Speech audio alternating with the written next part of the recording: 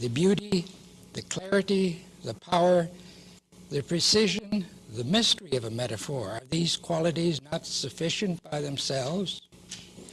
Hence, are they not ends? We don't expect more of a flower than its beauty. What's wrong, therefore, with a metaphor for the sake of metaphor? The fellow has made me forget that the metaphor has a referent, subject matter, and that the best argument for the metaphor is that it endows the referent with these qualities. We expect more of a metaphor, therefore, than of a flower. As long as it has a referent, we must expect it to be for the referent. But not entirely. Entirely would make it a dull fellow. A certain amount must be allowed for an existence in language, an existence always there and never identical to subject matter. The question is, how much? And the answer comes from man's connection to earth.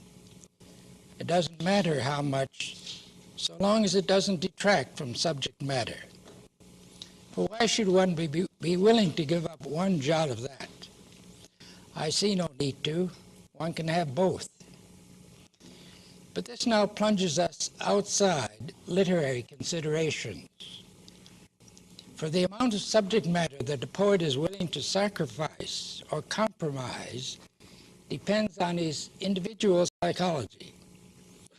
If he is turned primarily inward, there is nothing to restrain him from going all the way to euphues. But if his feelings for the outer world are solid and grounded in character, he'll keep his head against the charisma of metaphor. He will not settle for charisma alone.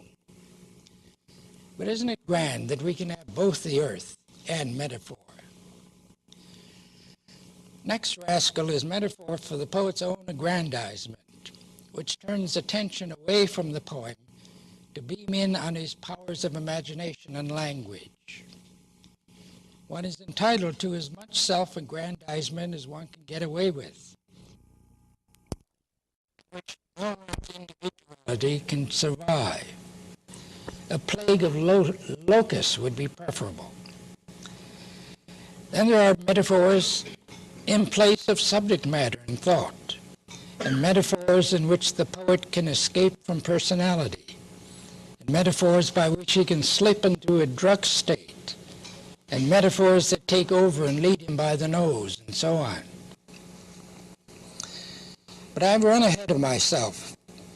Looking back to my beginnings, I see now that there was only one kind of poetry which moved me then, the lyrical. With what condescension and disdain I expelled everything else. The memory is embarrassing. Then one day I myself transgressed. It happened after reading Cummings' poem, Buffalo Bill, I Think in the Dial. What delight! It touched a nerve in me that I didn't know I had, and a poem came to me as a counterpoint, a takeoff on early westerns.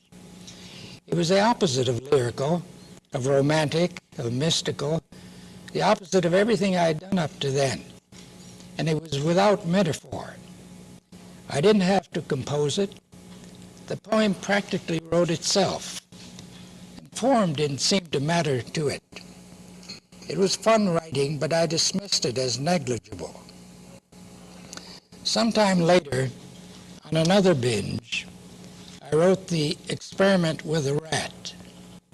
This poem took more composing, more form, but again no metaphors, and the opposite of lyrical and so on. This poem I took more seriously. With the writing of my Americana suite, mostly done without metaphor, it became apparent that a different part of my nature had broken out. Humor, satire, my bond to the everyday world.